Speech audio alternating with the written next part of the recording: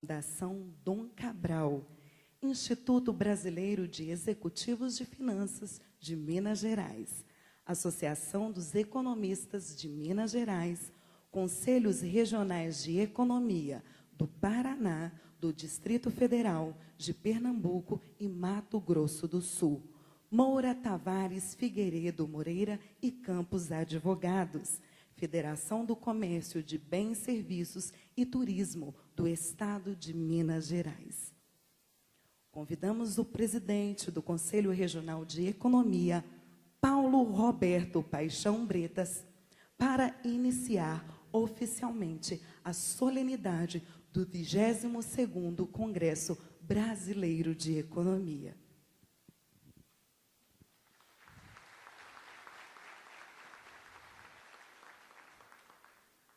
Declaro aberto o 22º Congresso Brasileiro de Economia em Belo Horizonte, Minas Gerais.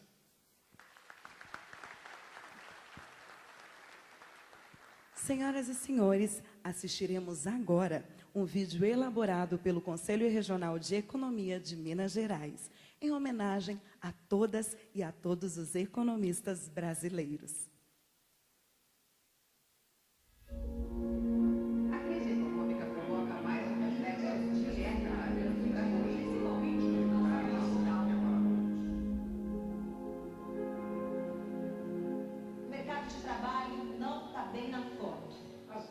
Despencaram e as demissões foram inevitáveis. Preços lá em cima, desemprego, economia parada. Foi para isso que estudamos. Foi para isso que nos formamos. Foi para isso que nos comprometemos. Foi com isso que você se comprometeu. O mundo precisa de perguntas. Risco país ou risco de vida? Mais mercado ou mais Estado? Mais produção ou menos consumo? Dívida interna ou dívida social? Mais juros ou mais consumo? Aumentar encargos ou desonerar? Crédito financeiro ou credibilidade? Bem-estar individual ou bem-estar social? Acumular ou distribuir? Gerar excedente ou excelência? Papel moeda ou papel social? São muitas as perguntas.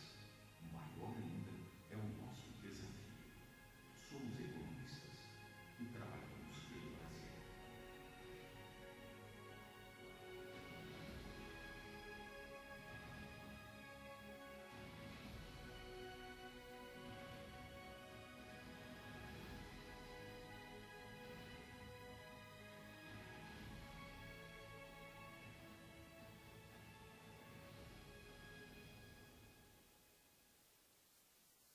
Convidamos para o seu pronunciamento o presidente do Conselho Regional de Economia de Minas Gerais, Paulo Roberto Bretas.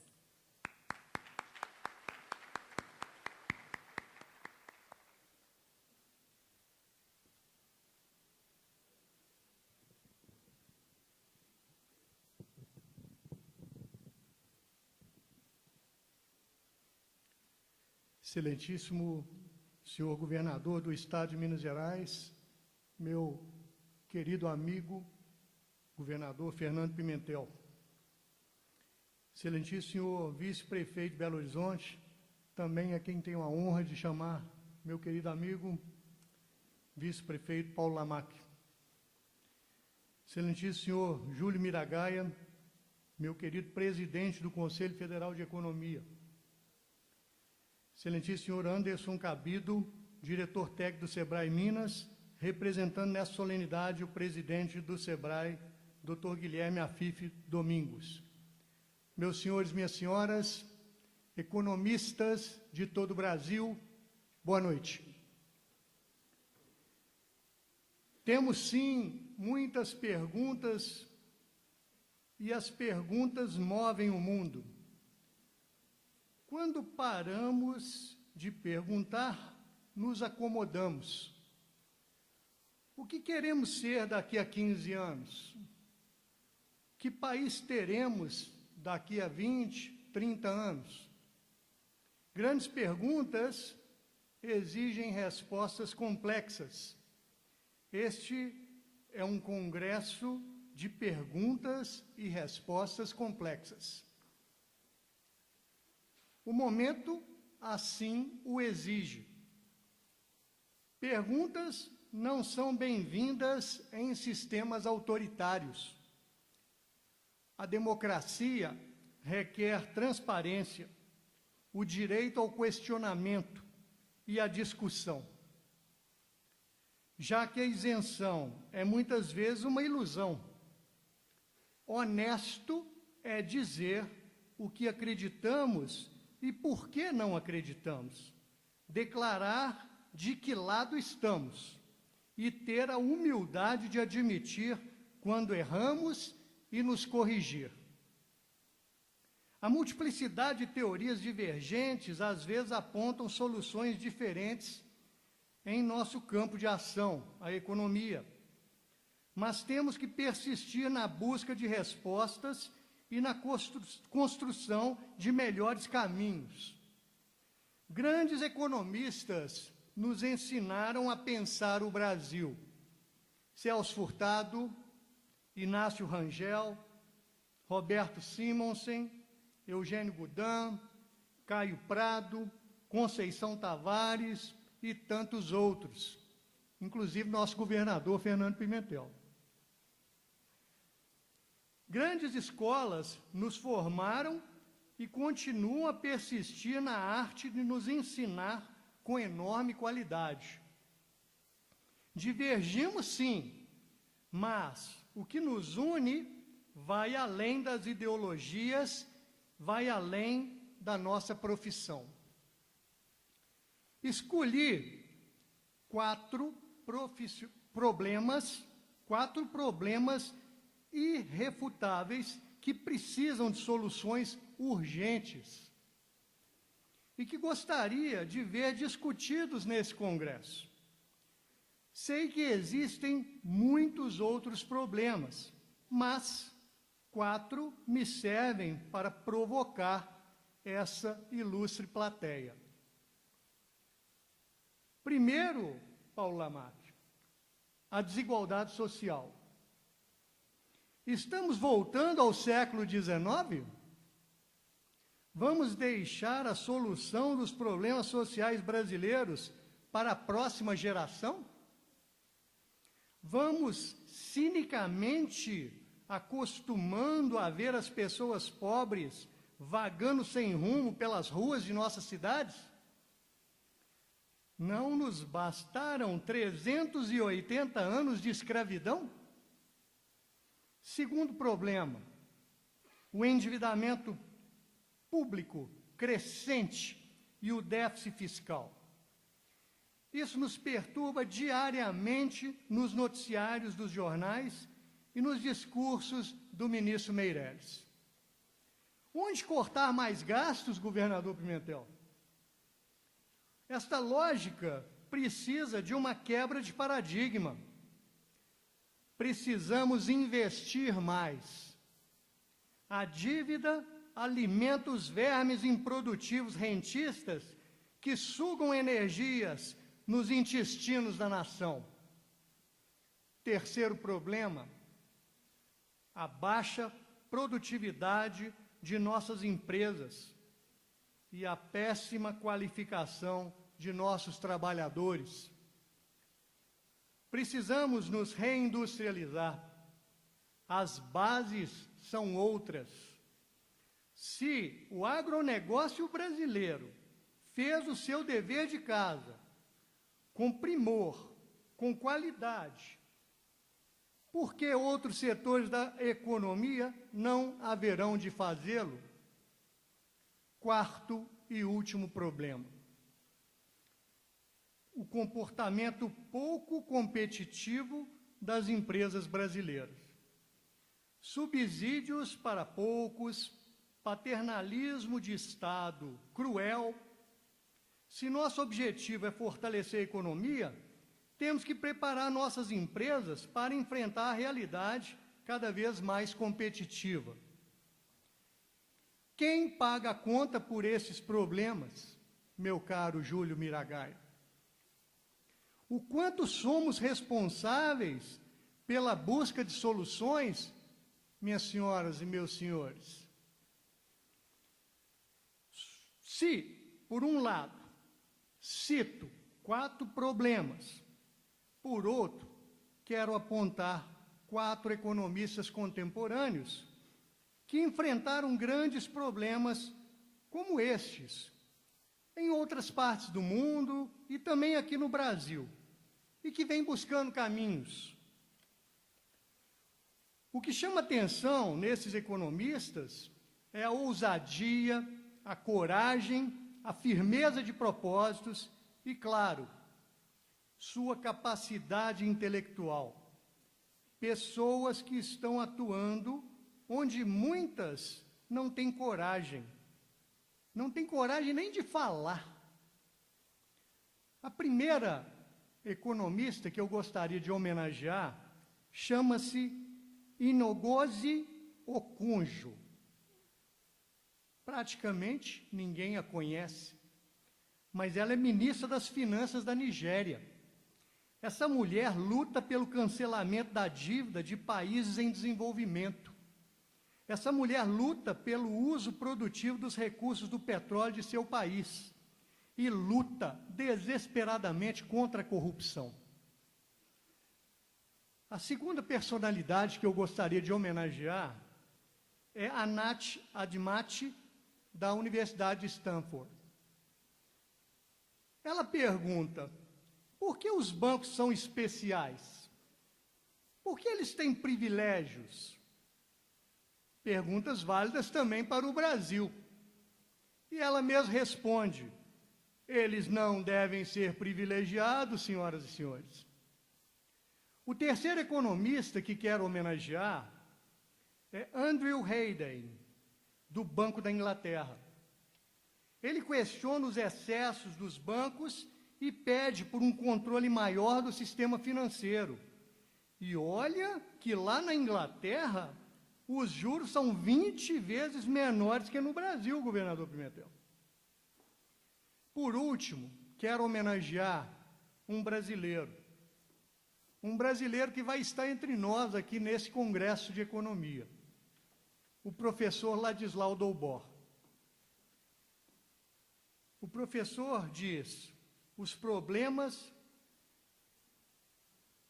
professor diz, crescer por crescer é a filosofia do câncer.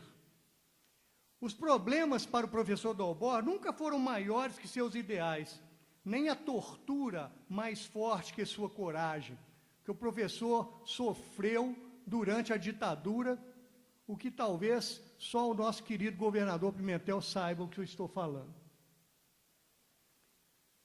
Dolbor nos mostra que a dominação financeira representa o sequestro da democracia e a destruição do planeta, com muita concentração de renda.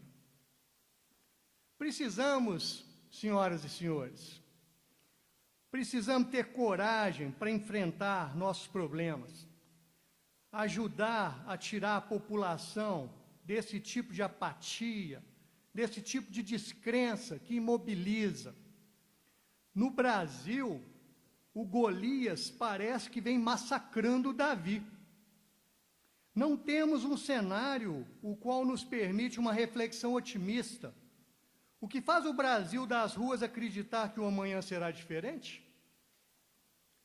4 milhões estão de volta à miséria, Júlio Miragaia.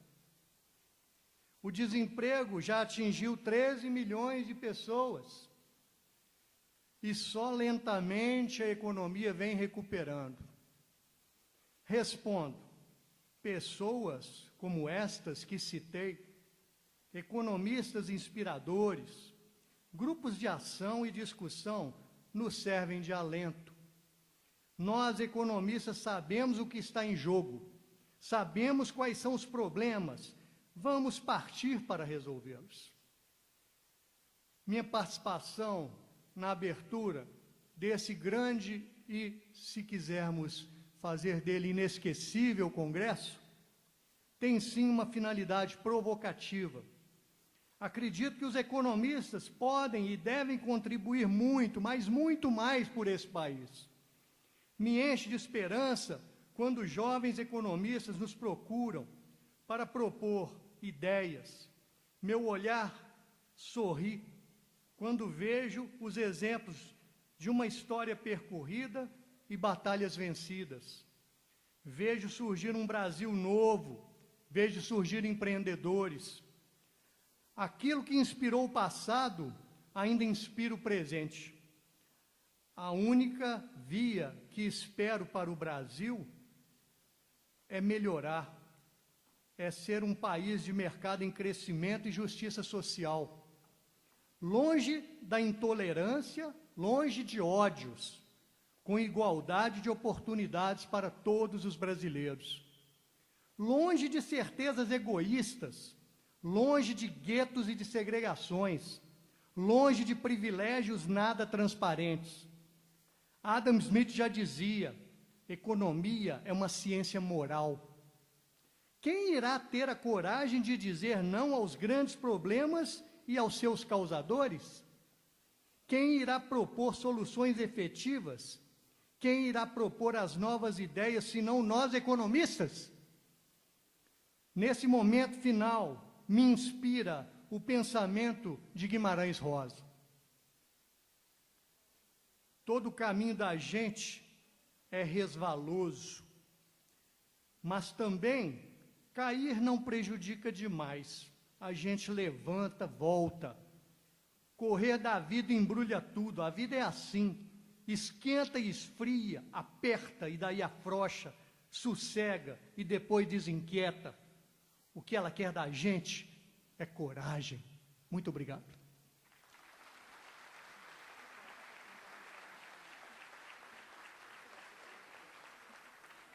Neste momento, o presidente Paulo Roberto Bretas entrega em nome do Conselho Regional de Economia de Minas Gerais uma homenagem ao excelentíssimo governador do estado de Minas Gerais, economista Fernando da Mata Pimentel, entregando-lhe uma condecoração com a insígnia que identifica a profissão de economista no Brasil.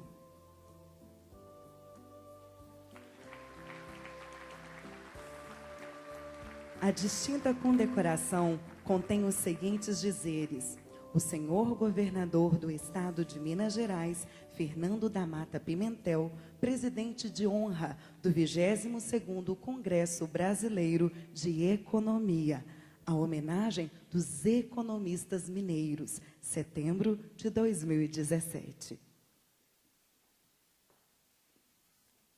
Damos início agora à entrega da honraria Destaque Econômico do Ano. Instituída em 2013, é destinada a condecorar as entidades que contribuíram para o desempenho da ciência econômica, tanto no aspecto acadêmico quanto no aspecto científico. Para receber das mãos do presidente do Corecon Minas, Paulo Roberto Bretas, a premiação Destaque Econômico do ano de 2016, modalidade Academia, convidamos o senhor Paulo Sérgio Fracalanza. Representando a Universidade Estadual de Campinas, Unicamp.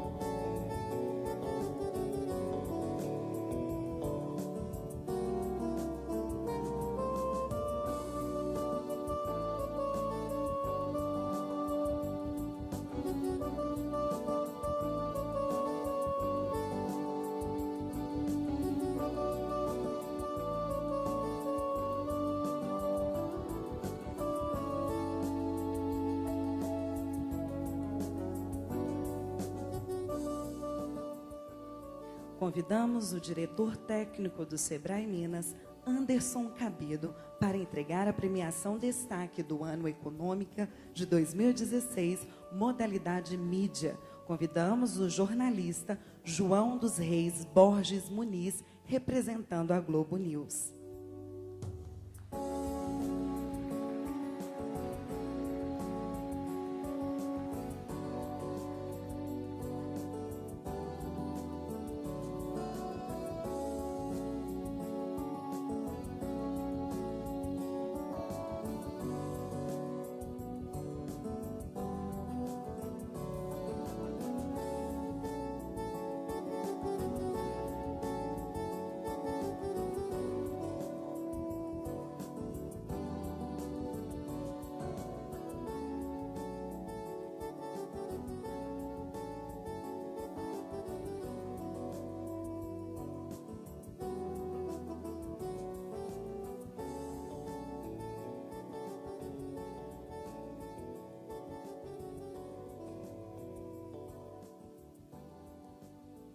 para receber a premiação Destaque Econômico do ano 2016, modalidade Desempenho Técnico, das mãos do presidente do COFECOM, Júlio Miragaia, convidamos o senhor Cláudio Dutra Crespo, representando o Instituto Brasileiro de Geografia e Estatística, IBGE.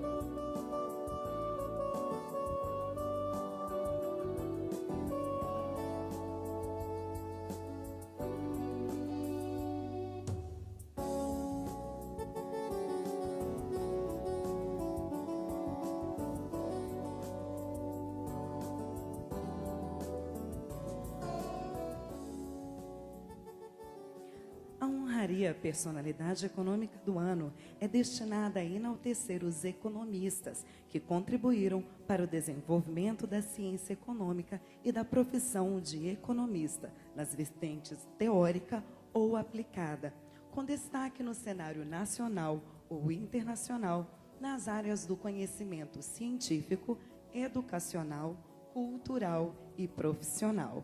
Grandes nomes já foram agraciados com essa honraria, tais como João Paulo de Almeida, Reinaldo Gonçalves, Armando Dias Mendes, Márcio Postman, Antônio Delfim Neto, Maria da Conceição Tavares, Guido Mantega, Paulo Nogueira Batista Júnior, Wilson Cano, Otaviano Canuto e Eduardo Gianetti. Senhoras e senhores, temos a honra de anunciar e convidar ao palco o eleito como Personalidade Econômica do ano de 2016, economista Antônio Correa de Lacerda.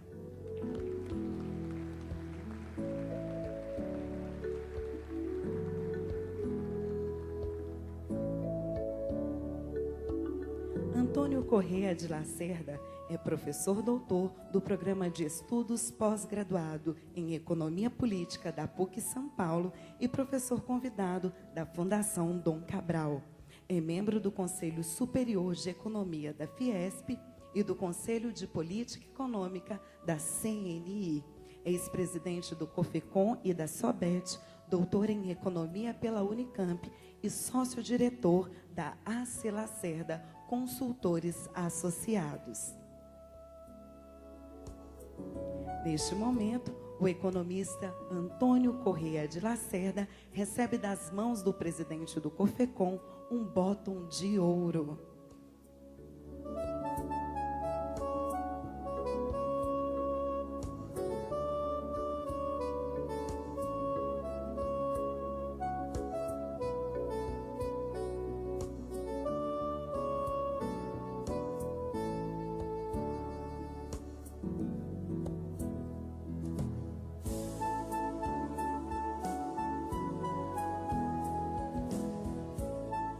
Passamos a palavra ao homenageado Antônio Correa de Lacerda. Bem, minhas queridas, meus queridos colegas, cumprimento o governador Fernando Pimentel, nosso colega. Tive a honra de ser contemporâneo dele no Corecon. Eu, Corecon São Paulo, ele, Corecon Minas. Em nome de quem cumprimento todas as autoridades presentes, eu quero muito agradecer, porque toda homenagem é muito gratificante para nós todos. Mas quando uma homenagem vem dos seus pares, né, ela é especial. Então, quero agradecer a cada um de vocês que me indicaram para esse honroso prêmio. E, particularmente, num momento que nós vivemos no Brasil muito grave, a maior crise da nossa história. E também um momento de apequenamento da visão de política econômica e da visão de desenvolvimento. Nós, em função de uma série de questões, a globalização financeira, a situação no Brasil, acabamos caindo numa espécie de armadilha, onde nós temos uma restrição muito grande do conceito de política econômica. E todos nós, economistas, que estudamos décadas, vimos a simplificação, né, de uma ciência muito ampla, aplicada, restrita a problemas financeiros de curto prazo, né? Infelizmente, o Brasil está metido numa armadilha que restringe as metas à inflação, né? E agora, antigamente, mais recentemente, a gente tinha meta de superávit primário, agora é meta de déficit, né? Então, é um apequenamento enorme do potencial da política econômica. Então, é preciso, mais do que nunca, que nós apresentemos para a sociedade brasileira que economia, que política econômica, que macroeconomia é muito mais do que finanças de curto prazo, né? Eu acho que a visão da PEC do teto, né, a emenda constitucional 95, infelizmente aprovada no ano passado, prestou um desserviço à macroeconomia e à política econômica, porque o argumento principal da emenda constitucional era que o Estado deveria funcionar como um orçamento familiar ou como uma empresa. E nós, economistas, sabemos que isso não é possível, ou seja, exatamente na crise que o Estado tem que investir mais. Veja, não é qualquer gasto, mas é o gasto de investimento, ele é fundamental porque ele tem um efeito multiplicador e ele tem um efeito demonstrador também para outros agentes aplicarem e fazerem o seu desenvolvimento. E a busca do ajuste fiscal por si só não se sustenta, porque, evidentemente, a prática de juros elevados, com cortes de investimentos, levam a mais recessão, que diminui o potencial da arrecadação, então há sempre a famosa frustração de receita, né? E o propalado ajuste fiscal não se viabiliza. Então, a única saída do Brasil é o crescimento, porque o ajuste fiscal possível é aquele advindo do crescimento econômico. Não é qualquer crescimento, é o crescimento sustentado, não é isso? E sabemos também que o desafio do Brasil vai além do crescimento, como já foi hoje aqui destacado, ele vai para o desenvolvimento. E o Brasil é um dos poucos países do mundo que não precisa escolher entre ser bom no complexo órgão-mineral, ou na indústria, ou nos serviços. Nós temos economia de escala, temos condições climáticas, território, gente qualificada, para atuarmos em vários setores. Isso não é para quem quer, é para quem pode, né? 4 ou 5 países no mundo têm essa característica e o Brasil é um deles. No entanto, infelizmente, subaproveitada pela restrição não só da política macroeconômica, mas pela ausência total de política industrial num conceito mais amplo, não é? Veja, a agricultura brasileira, como já foi destacado aqui, é um grande sucesso, mas esse sucesso não depende só da eficiência microeconômica dos agricultores, que é inquestionável. Há por trás disso, e houve, o papel da Embrapa, que foi fundamental, isso foi com investimento público, foi com políticas públicas, não é? Por exemplo, que desenvolveu a soja no Cerrado, que foi a grande transformação que houve na agropecuária, na agricultura, e também o grande impacto depois na pecuária que nós tivemos, junto com o complexo mineral, não é? Então, nós precisamos aproveitar, e não podemos ficar ao sabor das circunstâncias, e não podemos esquecer também que o choque positivo representado pela China deu um ganho de preços na agricultura que não se viabilizou na indústria. Pelo contrário, o choque de preços foi desinflacionário na indústria, né? Então, nós precisamos resgatar o conceito amplo de política industrial numa acepção mais ampla, envolvendo política comercial, ciência, tecnologia, inovação e todas as suas aplicações, para que as cadeias produtivas brasileiras possam, desde a sua integração básica até o complexo final, representarem valor agregado, né? Nós temos todas as condições para isso, mas isso não vai ser automático. Então, colegas, nós, economistas, temos cada vez mais um papel fundamental em desfazer mitos, em criar alternativas e mostrar que existem experiências internacionais muito bem-sucedidas, né, considerando uma visão bem mais ampla de política econômica, de política social. Também não podemos execrar o papel do Estado e dos bancos públicos. Nós estamos assistindo a uma perversa desmontagem dos programas sociais, do papel dos bancos públicos, sem os quais, dadas as condições do Brasil, nós não vamos conseguir atingir o nosso desenvolvimento. Infelizmente, ontem, a pá de cal nesse processo foi a aprovação da TLP, a taxa de juros, taxa de longo prazo, que vai substituir a TJLP.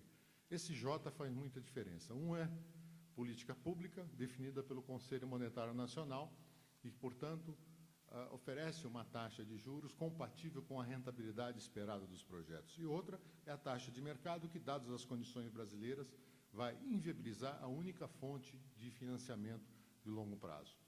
Eu não gostaria de me alongar, mas quero aqui registrar a importância de que nós, economistas, apresentemos cada vez a nossa contribuição, que nós não nos intimidemos diante da situação difícil que o país apresenta, porque exatamente no velho jargão chinês, é na crise que aparecem as grandes oportunidades. Elas não serão automáticas, mas elas poderão ser concluídas. E talvez para amenizar a aridez dessa noite, desse tema, nós devamos nos inspirar num verso de Fernando Pessoa, né, e que pode nos levar daqui para frente, que é que tudo vale a pena se a alma não é pequena. Então, que isso sirva para nós de inspiração para a nossa atuação como economistas e cidadãos. Muito obrigado.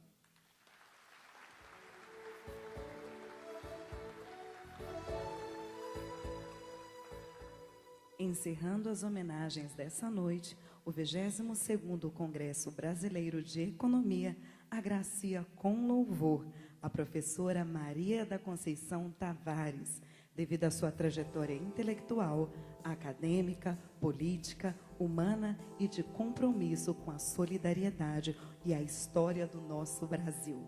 Maria da Conceição de Almeida Tavares é uma economista portuguesa, naturalizada brasileira. É também professora titular da Universidade Estadual de Campinas, Unicamp, e professora emérita da Universidade Federal do Rio de Janeiro. Já foi deputada federal pelo estado do Rio de Janeiro entre 1995 e 1999 e é autora de diversos livros sobre desenvolvimento econômico. Convidamos a todas e a todos para assistirem um breve filme em homenagem à professora.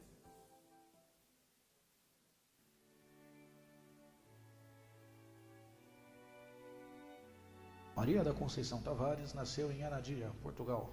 Cresceu sob a ditadura de Salazar e testemunhou o drama da Guerra Civil Espanhola. Seu pai acolhia em sua própria casa os refugiados do conflito. Ainda em Portugal, graduou-se em matemática.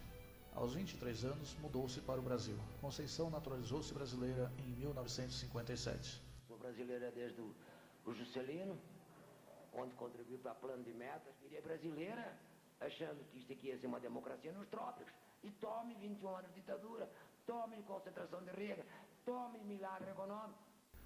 Conceição trabalhou no Banco Nacional de Desenvolvimento Econômico, atual BNDES, entre 1958 e 1960 e concluiu a graduação em Economia na Universidade do Brasil, atual UFRJ. Ingressou no magistério na mesma universidade, onde foi assistente do professor Otávio Gouveia de Bulhões e cursou a pós-graduação em Desenvolvimento Econômico na Comissão Econômica para a América Latina, CEPAL, órgão das Nações Unidas para o qual trabalhou entre 1961 e 1974. Na CEPAL, conviveu com Celso Furtado, Raul Prebisch e Aníbal Pinto, economistas que influenciaram sua maneira de pensar os fenômenos econômicos. Em 1968, pouco antes da edição do AI-5, Conceição mudou-se para o Chile, onde morou até 1974 e colaborou com o governo de Salvador Allende. De volta ao Brasil, dividiu-se entre o Rio de Janeiro e Campinas. No Rio, retomou a atividade como docente na UFRJ. Em Campinas, colaborou na criação do programa de pós-graduação em Economia da Unicamp, que se transformou rapidamente em um importante centro de formação dos economistas de oposição, como eram chamados os críticos das políticas econômicas adotadas pelo regime militar.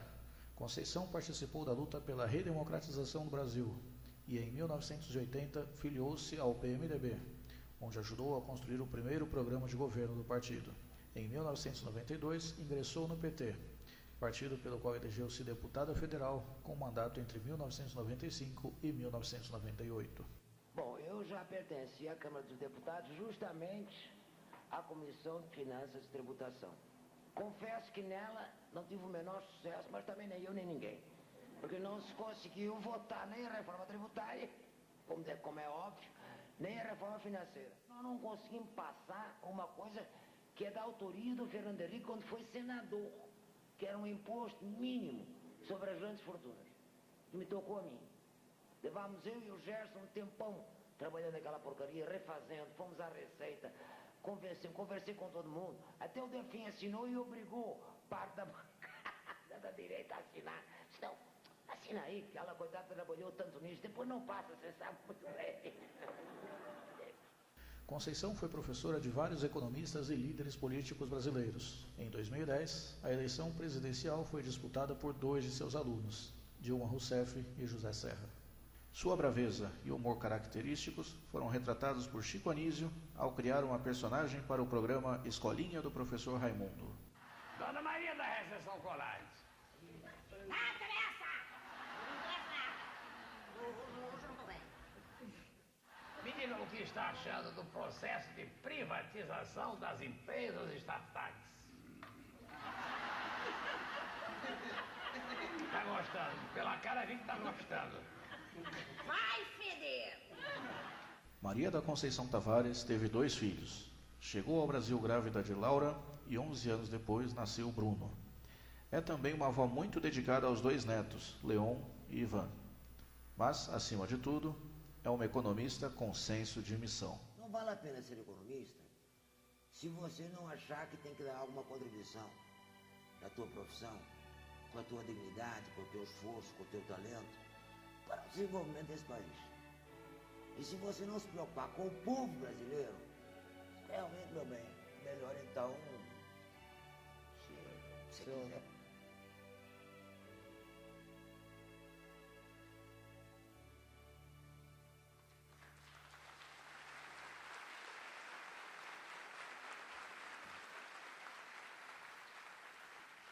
Para a entrega da homenagem à professora, juntamente com o excelentíssimo governador Fernando da Mata Pimentel, convidamos ao palco o coordenador-geral do Comitê Científico do 22º Congresso Brasileiro de Economia, professor Cândido de Lima Fernandes.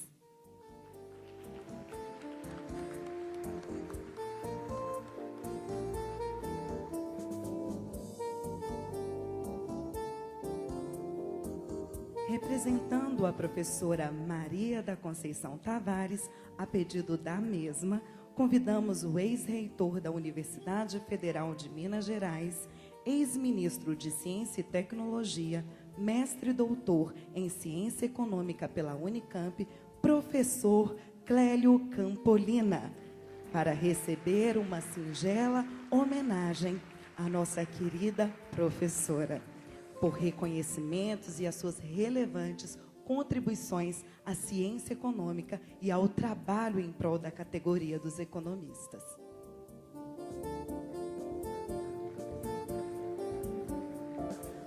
A homenagem está expressa em uma placa conferindo a distinção à agraciada, contendo os seguintes dizeres: o 22º Congresso Brasileiro de Economia sente-se honrado em prestar a mais justa homenagem à economista e professora emérita da Universidade Federal do Rio de Janeiro, Maria da Conceição Tavares, pelas contribuições que tem feito à ciência econômica e à sociedade.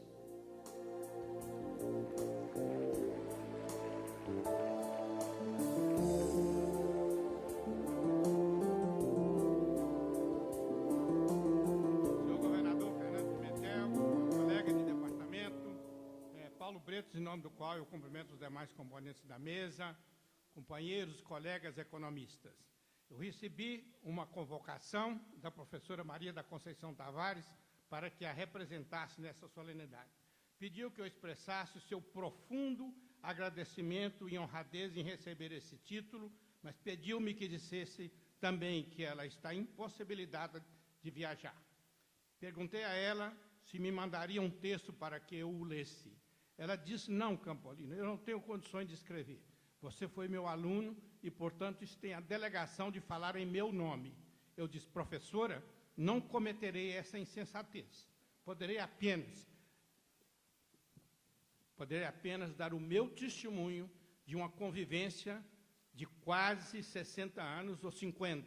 Conheci a professora Maria da Conceição em 1971. Eu era um engenheiro mecânico, fazendo um curso de planejamento na CEPAL, E, a partir desta convivência entre a professora Maria da Conceição e o professor Antônio Barra de Castro, convenci-me de estudar economia e ingressei na primeira turma do mestrado em economia na Unicamp. Fui aluno dela por 2 oportunidades e tenho mantido com ela uma convivência permanente desde então. Estive recentemente na sua casa no Rio de Janeiro e disse a ela que apenas a representaria.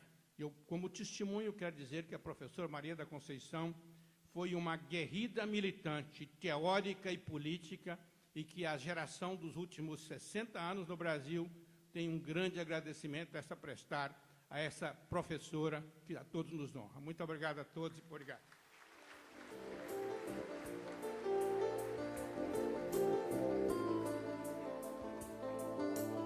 Para seu pronunciamento, convidamos o presidente do Conselho Federal de Economia, Júlio Miragaia.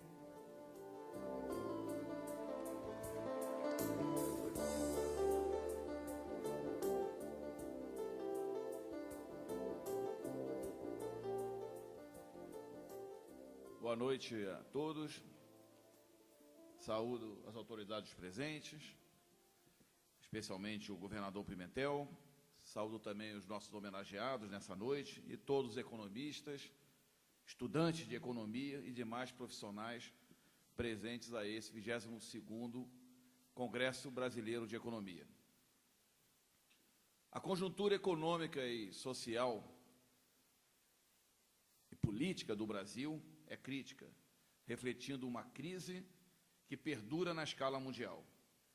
Na base da atual crise dos Estados Unidos com a Coreia do Norte, da guerra da Síria, da barbárie na Líbia, do drama palestino, da crise dos milhões que emigram da África, do Oriente Médio e da América Latina, está a crise de um sistema econômico que há anos convive com o baixo crescimento, a crescente finalização da economia e a extrema concentração da renda e da riqueza, que criou a esdrúxula situação em que apenas 8 famílias têm riqueza superior a de 3 bilhões e 700 milhões de pessoas.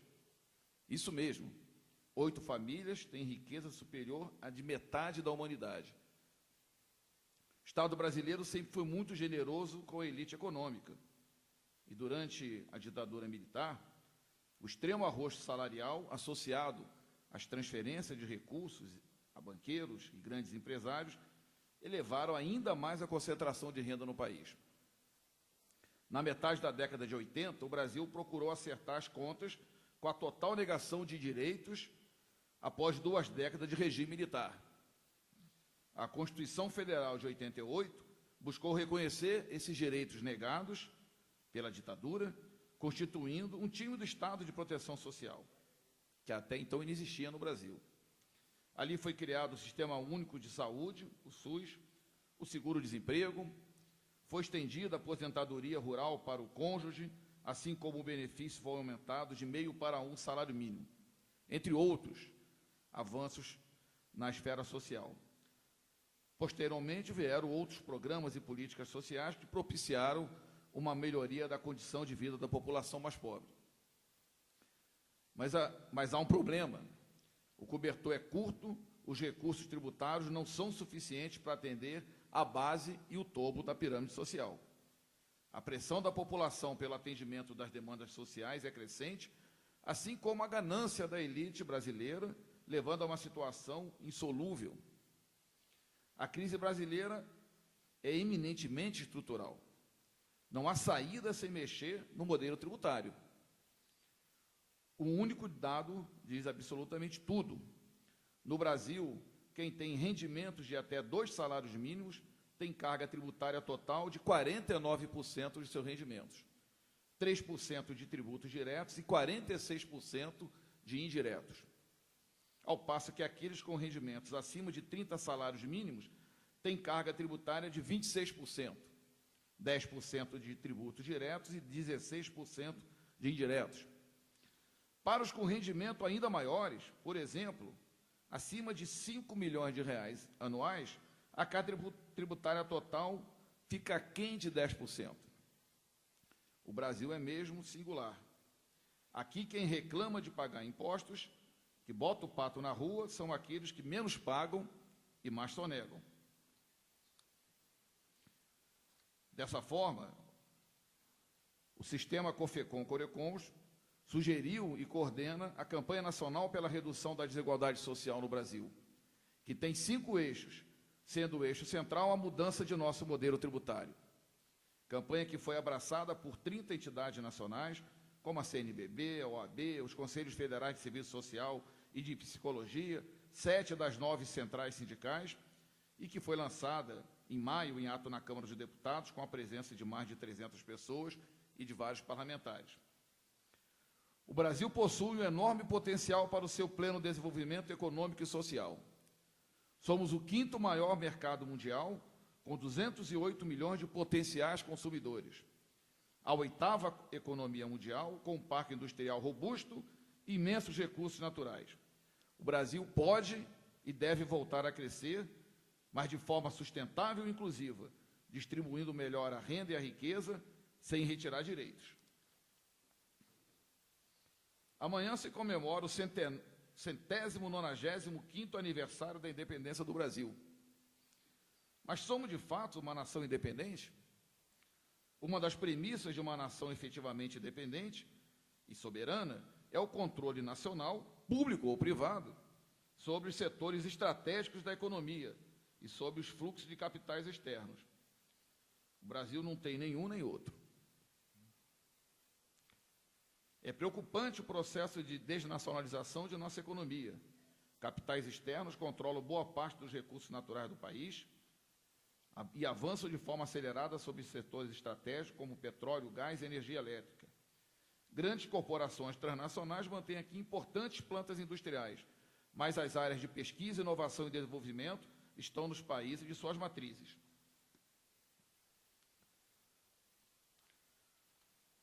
O 22º CBE é o marco na história dos 66 anos do sistema COFECOM-CORECONS.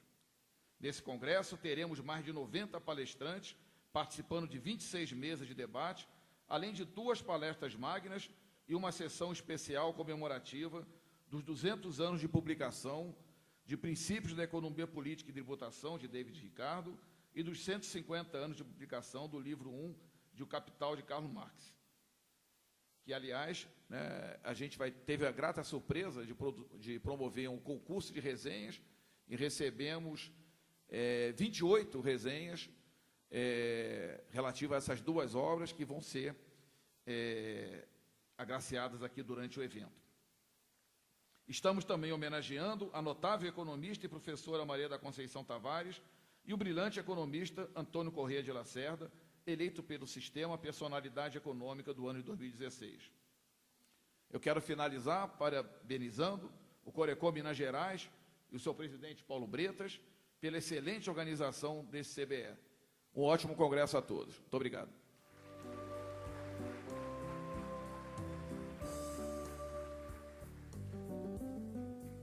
Neste momento, passamos a palavra ao vice-prefeito de Belo Horizonte, Paulo Lamaque. Ouviremos o governador do estado de Minas Gerais, excelentíssimo senhor governador Fernando da Mata Pimentel. Muito boa noite a todas, a todos. Caro governador Fernando Pimentel, que muito nos honra aqui com a sua condução no nosso estado de Minas Gerais e aqui nesse evento. Caro amigo presidente do Conselho Regional de Economia de Minas Gerais, Paulo Bretas, presidente do Conselho Federal de Economia, Júlio Miragaia, e Anderson Cabido, diretor técnico do SEBRAE Minas, aqui representando o presidente do SEBRAE, Guilherme Afif Domingos, meus caros congressistas, economistas que vêm afluir a Belo Horizonte de todos os pontos do Brasil, nós gostaríamos aqui, em nome do prefeito Alexandre Calil, de saudar, de acolher a cada um na nossa capital, dos mineiros, das mineiras, que é uma cidade que acolhe com muito carinho os seus visitantes. Desejamos que vocês possam descobrir Belo Horizonte, que é uma cidade surpreendente, e que possam se encantar aqui com a nossa gastronomia, com as nossas belezas naturais, com o nosso entorno muito rico de possibilidades interessantes. Estamos muito honrados com a presença de vocês aqui entre nós. Nossa cidade realmente fica muito engrandecida com a realização desse tão importante congresso aqui na nossa capital. Tenho que dizer aos senhores e às senhoras, enquanto cidadão não economista, o presidente Paulo Bretas, que nós, não economistas, certamente não conseguimos, por vezes, responder a maioria das perguntas apresentadas aqui, mas nós temos muita expectativa e muita esperança que vocês consigam o quanto antes, né? Sabemos e temos uma esperança muito grande de que os profissionais da economia possam nos conduzir o mais breve possível a um cenário de mais tranquilidade, com maiores esperanças para a nossa população. É realmente o desejo de toda a população brasileira, e nós sabemos e reconhecemos a importância da missão dos senhores e das senhoras. Então, desejar a cada uma um grande encontro e realmente sintam-se muito acolhidos na nossa capital. Um bom congresso a todos e todas.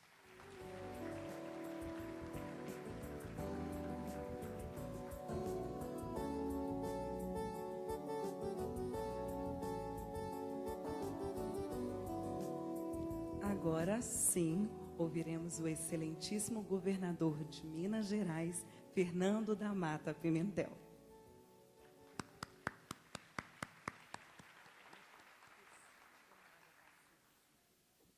Boa noite a todos e a todas. Me permitam saudar aqui, em primeiro lugar, os nossos anfitriões, organizadores desse encontro, o Júlio Miragaia, do Conselho Federal, e meu querido amigo Paulo Bretas, do Corecon, de Minas, outro amigo, Anderson Cabido, do SEBRAE, estimado amigo Paulo Lamac, vice-prefeito de Belo Horizonte, saudar os economistas que foram premiados aqui na pessoa de outro amigo e colega, Antônio Corrêa de Lacerda, nosso Toninho Lacerda, que também compartilhou comigo a tarefa de dirigir o Conselho Regional na época, meu colega e amigo, professor Clério Campolina, que aqui representa a nossa homenageada, o deputado André Quintão, que está aqui embaixo conosco, meus colegas economistas da equipe de governo que estão aqui, são muitos, então permitam-me saudar todos na pessoa do professor Marco Aurélio Croco, diretor-presidente do BDMG, enfim, todos os colegas que estão aqui hoje.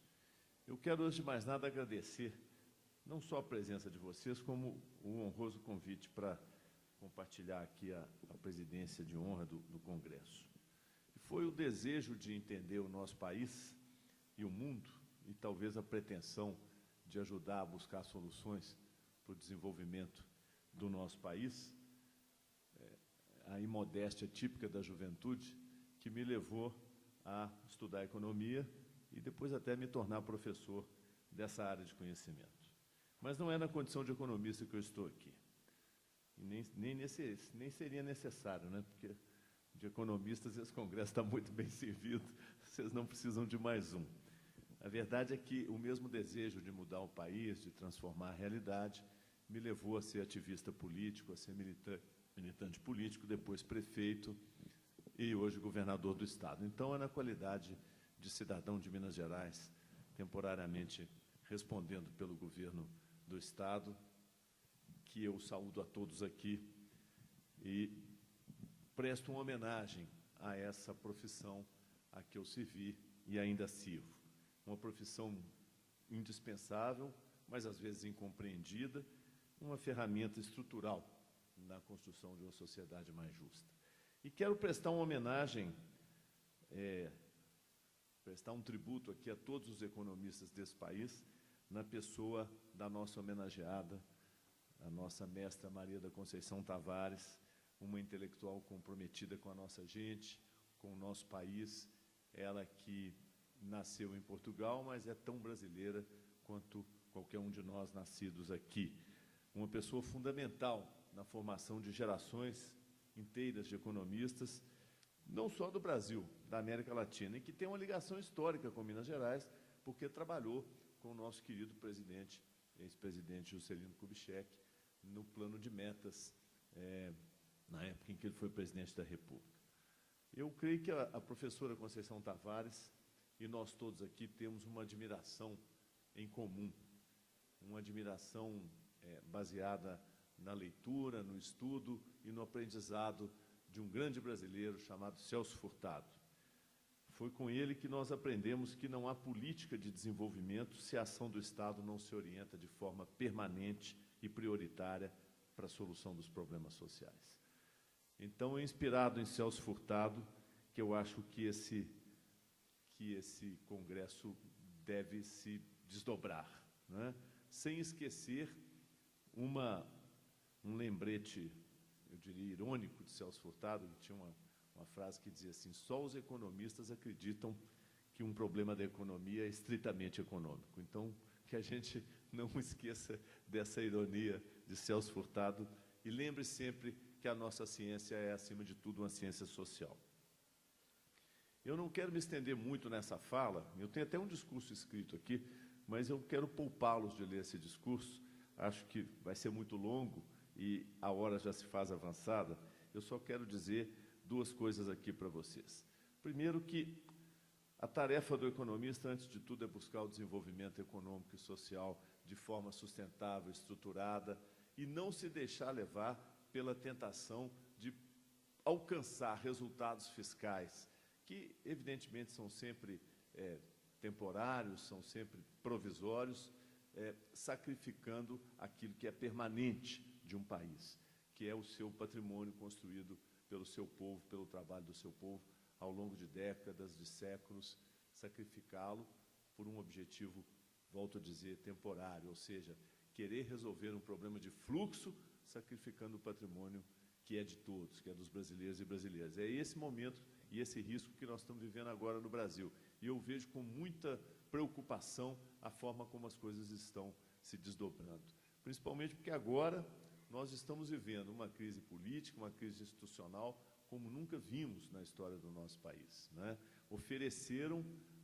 Venderam a solução de uma ruptura institucional como se ela, uma vez consumada, fosse trazer de volta as boas expectativas do mercado e trazer de volta a confiança dos mercados. Lê do engano. A crise só se aprofundou e agora nós estamos no pior dos mundos, porque nem temos as boas expectativas e também não temos mais a estabilidade política e institucional que só o voto democrático dá a um país como o Brasil. Então, nos resta batalhar para que nesse ano que falta aí, até chegarmos a 2018, a gente consiga manter as instituições funcionando, consiga defender o patrimônio público desse verdadeiro assalto que ele está sofrendo agora e esperar que o voto dos brasileiros em 2018 reponha nesse país não só a normalidade democrática, mas o caminho do crescimento econômico, com distribuição de renda, com justiça social,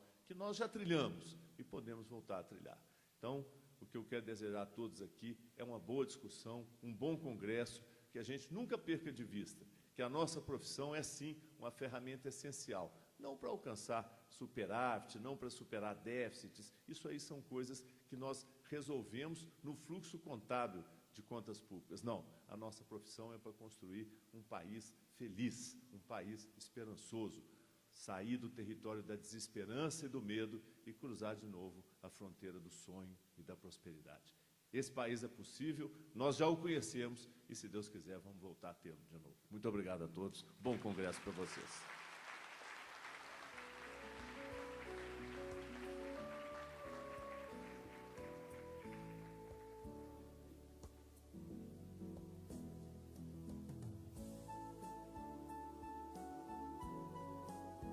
Agradecemos às autoridades presentes e os convidamos a ocuparem seus lugares no auditório.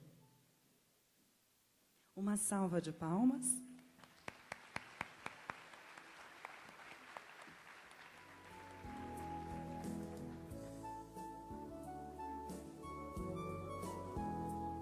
Em instantes, iniciaremos a palestra magna desta noite. Lembramos a todos que os aparelhos de tradução simultânea encontram-se disponíveis nas saídas laterais deste auditório.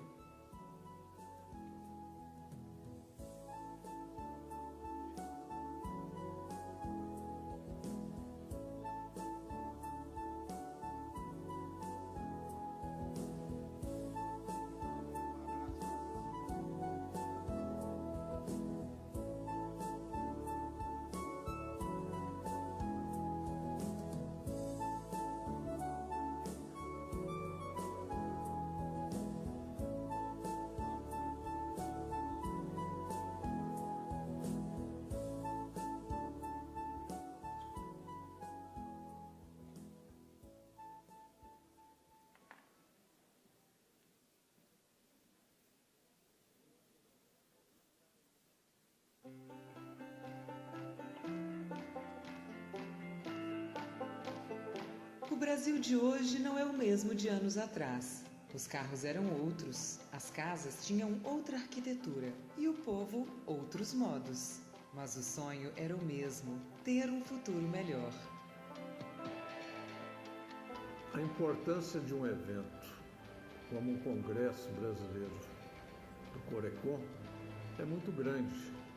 No caso, não é apenas um evento social, cultural. A gente aprende muito, conhece muitas pessoas, discute muitas teses e isso tem um resultado fantástico para o economista quanto para as empresas. O desenvolvimento econômico mudou a realidade do brasileiro e, assim, o Brasil pôde investir mais em desenvolvimento social. A desigualdade foi reduzida e grande parte da população passou a ter acesso à informação e ao crédito. Com mais conhecimento e dinheiro no bolso, a população se tornou também mais cautelosa e exigente. Apesar da realidade do brasileiro ter melhorado ao longo dos anos, o país enfrenta novos desafios e superá-los exige amadurecimento. 30 anos depois, Belo Horizonte é novamente escolhida para ampliar as ideias que o futuro precisa e receber a 22ª edição do Congresso Brasileiro de Economia. A história do Brasil é feita no dia a dia de cada brasileiro, com a certeza de que o desenvolvimento econômico só é bom quando é para todos.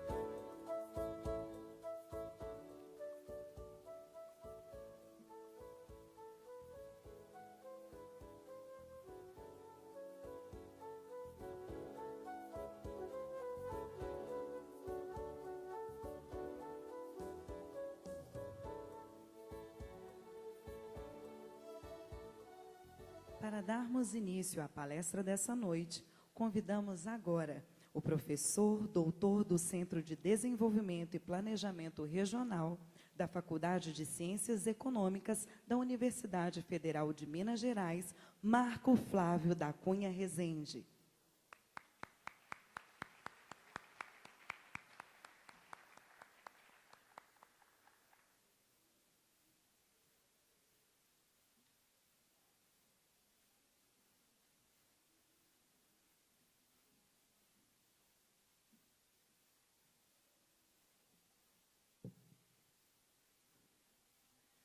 Boa noite a todos. Nós estamos para o 22º Congresso Brasileiro de Economia com um convidado para fazer a abertura do Congresso, o professor Roberto Frenkel, e o Paulo Bretas, presidente do Conselho Regional de Economia de Minas Gerais, me convidou para fazer a apresentação do professor Frenkel. Bem, o professor Roberto Frenkel tem uma longa e profícua convivência com diversos economistas brasileiros, sendo um estudioso interessado e arguto da trajetória da economia brasileira e das economias da América Latina. Há muito tempo que Roberto vem ao Brasil com frequência, convidado por economistas e amigos brasileiros para participar de palestras, minicursos, workshops em diversas instituições de ensino do país, tais como o CEDEPLAR, a Fundação Getúlio Vargas, Unicamp, PUC do Rio, onde, inclusive, atuou como professor no início dos anos 80. Foi na USP que ele participou de seu primeiro congresso internacional após os anos mais pesados da ditadura militar na Argentina, quando ficou impossibilitado de sair do seu país. Ano passado, ele foi o economista homenageado no encontro da Associação Keynesiana Brasileira. Frenkel deu importantes contribuições à literatura, não apenas elaborando sobre o tema da inflação e suas especificidades na América Latina, sobre crises cambiais e financeiras e sobre a dinâmica da taxa de câmbio e política cambial nos países latino-americanos, como também publicando mais de 300 artigos em periódicos científicos nacionais e internacionais.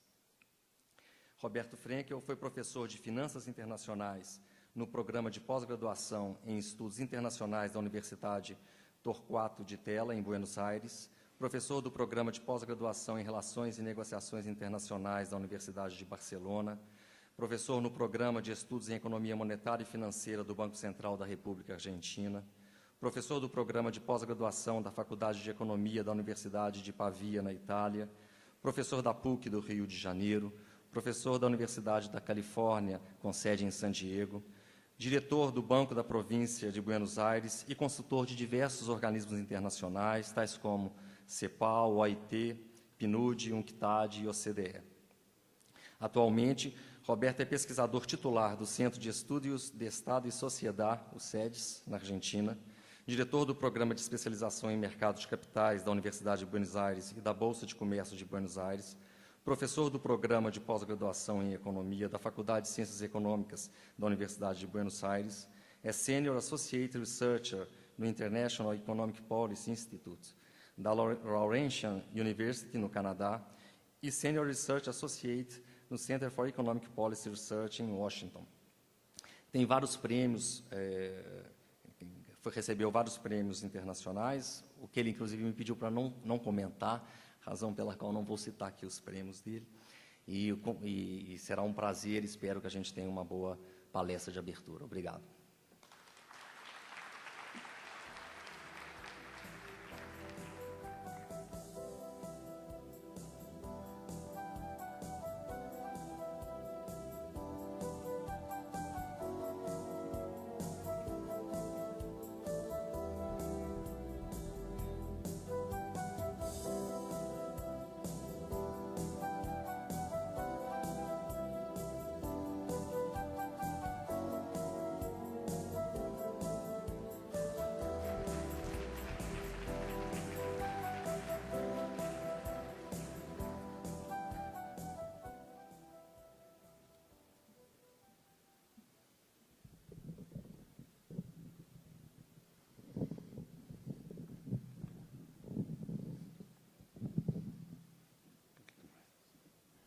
Parece o meu filho, que é músico.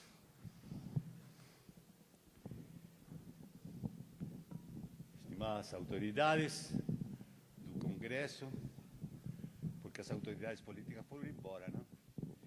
Estimadas colegas, obrigado.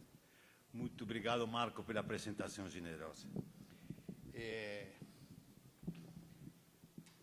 Minha apresentação se chama Tipo de Câmbio Competitivo, Justiça Social e Democracia, e vai ser em espanhol. Sinto muito, porque traduzir... Ontem falei em CEDEPLAR e traduz... Ontem tentei, fui traduzindo na hora que estava ali. Texto em espanhol. É dificultoso e fica um pouco ridículo também. Então, prefiro ler em espanhol e vocês façam um esforço de entender.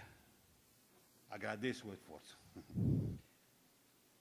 Quiero, en primer lugar, expresar mi agradecimiento por la invitación que me hicieron los organizadores de esta reunión. Eu recebi Agradezco y trataré de cumplir la difícil Tentarei tarea que me cumprir a encargaron. difícil tarefa que Digo difícil foi assinada.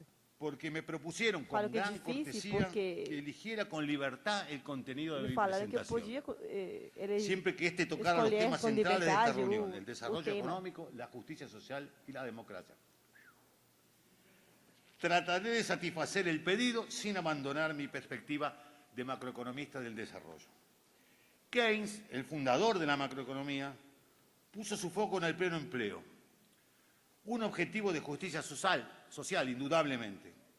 Claro está que el pleno empleo es una condición necesaria de la justicia social. Sin embargo, estar ocupado no asegura una vida sin penurias si la jornada se dedica a un trabajo de baja productividad que genera un ingreso miserable.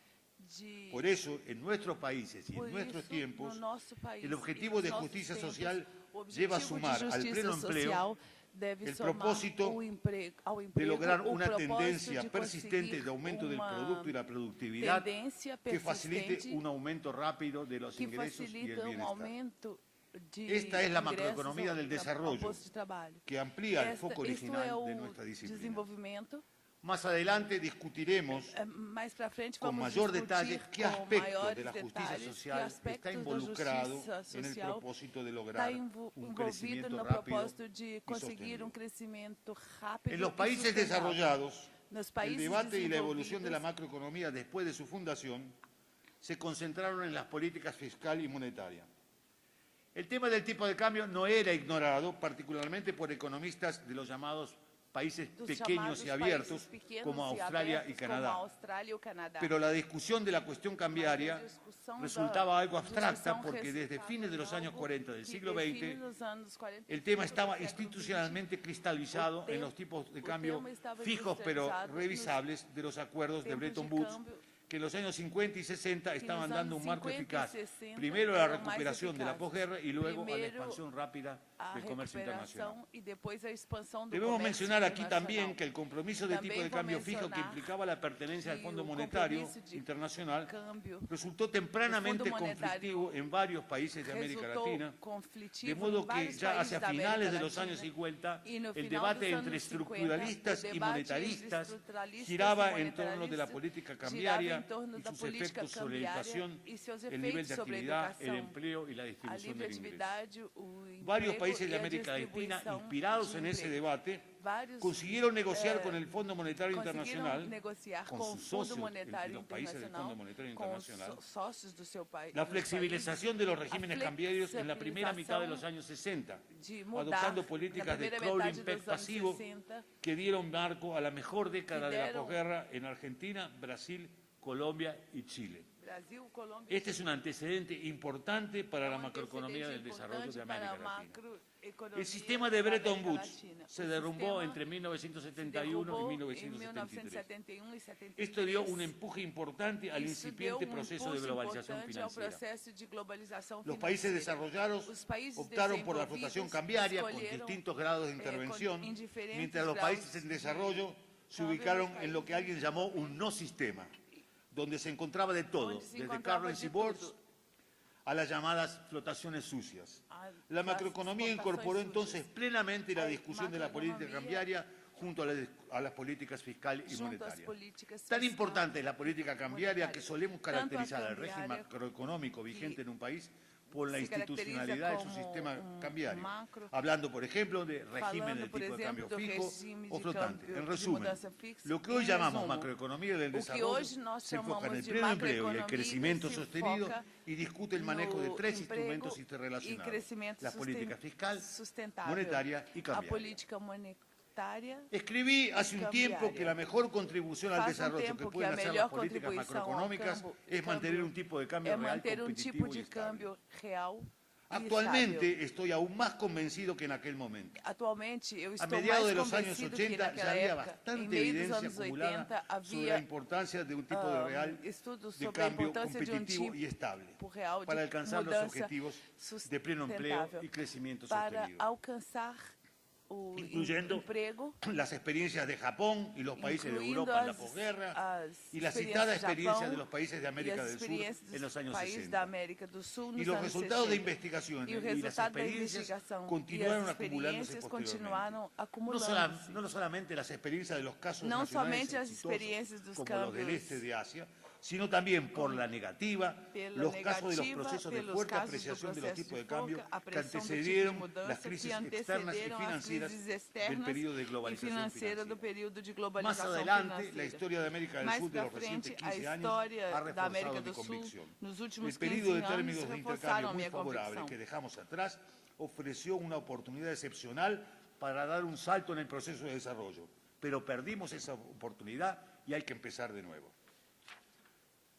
No estoy diciendo que lograr y sostener un tipo de cambio real competitivo y estable deba ser la única meta de la política macroeconómica, sino que la adopción de esta meta ordena y fija límites a lo que las políticas fiscal, monetaria y cambiaria pueden y deben hacer con relación a otras tareas de la política macroeconómica, como la solvencia externa, la solvencia fiscal, el control de la inflación y la estabilidad financiera. A continuación quiero desarrollar estas ideas, pero antes debo definir qué es un tipo de cambio competitivo. En 1980, Raúl Prebisch visitó Argentina y brindó una conferencia. En ese momento, la llamada política de pautas cambiarias del ministro Martínez Gross durante la dictadura llevaba algo menos de 2 años de aplicación y Argentina todavía no había sufrido la crisis en la que desembocó esa política. El tipo de cambio real estaba muy apreciado. Prebisch comentó que ni siquiera la empresa más avanzada de Japón, que se instalaba en ese momento en Argentina, sería capaz de competir internacionalmente seria capaz de competir com esse Implícitamente, don Raúl definía como competitivo al tipo de cambio real que al menos permitiera producir y vender rentablemente a esa empresa de tecnología de punta. Es una definição bem sintética. É uma definição bem sintética, mas muito rigorosa. O tipo de mudança não deve ser tão alto e estável para defender, mas e sim para compensar as negativas que o seu desenvolvimento promove. A continuação, desarrollamos com certo detalhe la característica del régimen macroeconómico que proponemos, discutiendo al mismo tiempo la viabilidad de su instrumentación. En primer lugar, el atributo de estabilidad. Decimos tipo de cambio real competitivo y estable. La estabilidad del tipo de cambio real competitivo no significa que este deba mantenerse constante, como resultaría, por ejemplo, de la indexación del tipo de cambio nominal a la diferencia en la tasa de inflación local y la tasa de inflación internacional. Esta es la práctica que, a grandes rasgos, utilizaron Argentina, Brasil, Chile y Colombia en los años 60, en el contexto internacional previo al surgimiento de la globalización financiera. Pero no sería recomendable en la actualidad, porque en un ambiente de amplia movilidad estimularía las apuestas unilaterales de los inversionistas financieros y la volatilidad de los flujos de capital. La estabilidad que reclamamos se refiere a la tendencia de medio y largo plazo del tipo de cambio real, tal como es percibida por las expectativas de los potenciales inversores en actividades comerciales internacionalmente. Si creen que el tipo de cambio real competitivo del día de su decisión mostrará una tendencia estable a lo largo de los años de vida de su proyecto. Un ejemplo de política cambiaria que satisface ese requisito es la política llamada de crawling bands, bandas restantes, aplicada por el Banco Central de Chile en los años 90. Consiste en definir una trayectoria virtual del tipo de cambio nominal como la diferencia entre la inflación local y la inflación internacional y establecer bandas en torno de esa trayectoria que mantienen determinada proporción respecto de su eje central. El Banco Central deja al mercado cambiario flotar libremente entre esas bandas e interviene comprando o vendiendo moneda extranjera cuando el tipo de cambio alcanza alguno de sus bordes. Se ha aplicado también en otros países con relativo éxito. Sin embargo, esta política enfrenta un problema cuando el tipo de cambio alcanza alguno de los bordes, alguno de los límites de esas bandas. Essa mudança afeta alguns dos dois lugares. Es decir, cuando hay una presión sistemática en determinada dirección, sea hacia la apreciación o hacia la devaluación.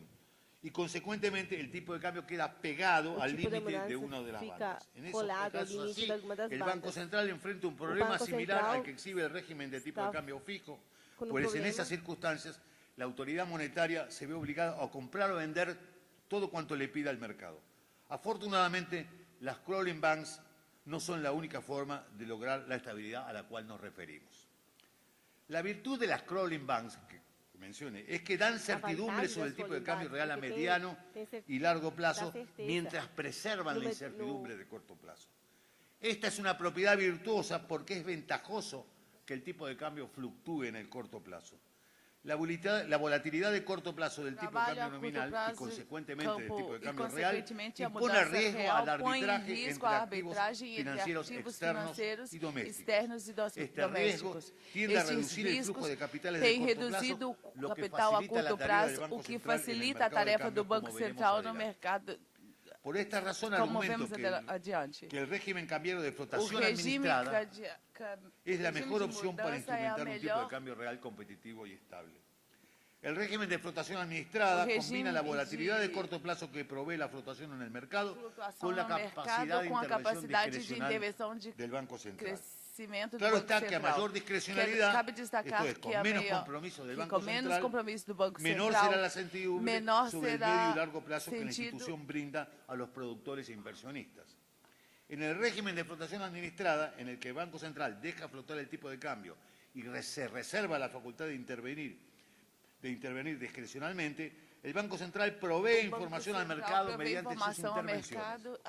Y la información que debe proveer el banco es que a mediano y largo plazo el tipo de cambio real continuará siendo competitivo. Creo que no está de más que el Banco Central y el gobierno difundan y expliquen el objetivo de la política cambiaria. Que el gobierno del Banco Central compartan el objetivo es de por sí un mensaje importante. Uma mensagem importante, mas a informação mais relevante vem do Banco Central. É muito importante que o Banco Central tenha claro a intenção, a proposta dessas intenções, as expectativas do mercado sobre o campo real do futuro, porque essas expectativas dependem do investimento de emprego em atividades para que a mensagem do Banco Central seja transmitida claramente. As intervenções têm que ser de muito êxito. A mudança que deixamos para trás quando os investimentos entravam na conta corrente, a moeda internacional de moeda. Isso é uma testemunha dos mentores do Banco Central do Brasil e da Colômbia. Argumentavam que suas importantes intervenções e compradores eram incapazes e a tendência era a prestação do tipo de mudança. Mas isso não podia ocorrer. O contexto é que há um exercício de oferta de moeda internacional. Ao preço que pretende o Banco Central, sempre se encontra em condições de poner no mercado. Vai comprar toda a moeda internacional que oferece ao mercado ao preço que o Banco Central pretende manter. Mais para frente vou comentar mais intervenções. Para ser exitosas, para que sejam exitosas as intervenções do Banco Central, queden bien en claro, como dije antes. Um bom exemplo histórico recente de contundência é a intervenção do Banco Central de Suíça em setembro de 2011 para pôr um título a preço do franco suíço quando a crise empujava os capitais a buscar refugio en el franco suizo. Buscava refúgio el Banco Central hizo público entonces que estaba dispuesto a comprar al precio que então, decidió defender toda la moneda extranjera que ofreciera el mercado. Fue una intervención contundente y exitosa. Cuando el precio que quiere defender el Banco Central hay un exceso de demanda de moneda doméstica, quando a moeda doméstica, a moeda do país, este sempre pode oferecê-la de forma ilimitada. A pergunta é se a autoridade perde o controle da política monetária. E o que acontece é que não perde, como veremos mais para frente. Se o Banco Central é mais convincente nas suas intervenções, esperará uma mudança a longo prazo, a melhor tendência esperada. Neste contexto, não tem uma expectativa contundente no câmbio da mudança. O tipo de câmbio nominal esperado será um resultado das expectativas de inflação global e internacional. Obviamente, Esto óbvio implica que la política que isso cambiaria es envolve que a neutral con respecto a la política inflación. En un régimen de tipo de cambio real, competitivo y estable, el tipo de cambio no puede usarse como instrumento antiinflacionario. La adopción de una política de tipo de cambio real, competitivo y estable impone ciertos requerimientos a la política fiscal y monetaria y también la necesidad de que las tres políticas sean coordinadas. Para exponer este punto necesito un circunloquio teórico. El trilema es un teorema muy difundido de la macroeconomía abierta. Muchos economistas lo tienen como indudablemente válido, pese a que se funda en la supuesta vigencia de la versión pura de la paridad descubierta de tasa de interés, la llamada Uncovered Interest Parity. El trilema dice que la política económica de un país inserto en la globalización financiera no puede alcanzar simultáneamente tres objetivos: preservar la libre movilidad de capitales, controlar la tasa de interés local y determinar el precio de la moneda internacional en el mercado de cambio. En un contexto de libre movilidad de capitales, si hay un contexto de libre movilidad de capitales, lo que dice el trilema es que si el gobierno, el Banco Central, controla el tipo de cambio mediante intervenciones en el mercado cambiario, necesariamente pierde el control de la tasa de interés. Esto es, pierde el control de la política monetaria. El trilema es el principal fundamento del régimen de flotación pura que muchos economistas de nuestro país consideran un ideal, aunque nunca consigan ponerlo en práctica cuando son autoridades del Banco Central. Pese a que muchos economistas lo creen universalmente válido, el trilema no es válido en todas circunstancias. El trilema no es válido cuando en el mercado hay una oferta abundante de moneda internacional que presiona la apreciación del tipo de cambio. América Latina vivió esta situación en los años 2000 hasta hace pocos años. En esos contextos es posible controlar el tipo de cambio sin perder el control de la política monetaria. Esta es la conclusión de un par de trabajos que escribí hace unos años, tratando de extraer lecciones de las experiencias nacionales de los años 2000. En esos trabajos he mostrado que es posible mantener el control de la tasa de interés local mientras el Banco Central hace intervenciones compradoras en el mercado de cambios para evitar la apreciación de la moneda. Y mostré también que bajo determinadas condiciones esta política es sostenible en el tiempo. En otras palabras, he mostrado que el Banco Central puede estabilizar sostenidamente la expansión de base monetaria resultante de las intervenciones compradoras sin que el efecto de la estabilización sea necesariamente el aumento de la tasa de interés instrumental de la política monetaria. La cuestión clave en este punto es la sostenibilidad del tiempo de las operaciones, que depende del costo financiero en que incurre el Banco Central por sus operaciones de intervención cambiaria y esterilización de la expansión de la base resultante. Las condiciones que viabilizan esta política, o sea, que hacen nulo el trilema, son: 1. Al tipo de cambio que el Banco Central tiene como meta, hay un exceso de oferta en el mercado de moneda internacional. Esto es, la intervención del Banco Central procura evitar la apreciación de la moneda doméstica. 2. La tasa de interés local no puede tomar cualquier valor. Tiene que ser menor a cierta tasa máxima. Obsérvese que siempre es posible estabilizar a cualquier tasa. Pero para que las intervenciones esterilizadas sean sostenibles en el tiempo, es decir, para que la deuda del Banco Central no sea explosiva, para que no sea una cosa explosiva. La tasa de interés no debe superar cierto máximo que se calcula, en mis trabajos máximo que se calcula. No tenemos tiempo ni es la oportunidad de presentarlo aquí, en función de la tasa internacional y otros parámetros conocidos. Tasas de interés mayores que ese máximo llevan a un aumento insostenible del déficit financiero del Banco Central. Bajo las dos condiciones que mencioné, el trilema no es válido. Se puede controlar el tipo de cambio y la tasa de interés aún en un contexto de libre movilidad de capitales. El trilema es válido, en cambio, en condiciones en que hay un exceso de demanda de moneda internacional al tipo de cambio que el Banco Central quiere defender. Esto es, cuando el Banco Central quiere evitar la devaluación. En este caso, la política cambiaria enfrenta el límite que le imponen las reservas disponibles y se hace imprescindible elevar la tasa de interés local para frenar la pérdida de reservas. Así como la sostenibilidad de la extensión le impone un límite máximo a la tasa de interés, la libre movilidad de capitales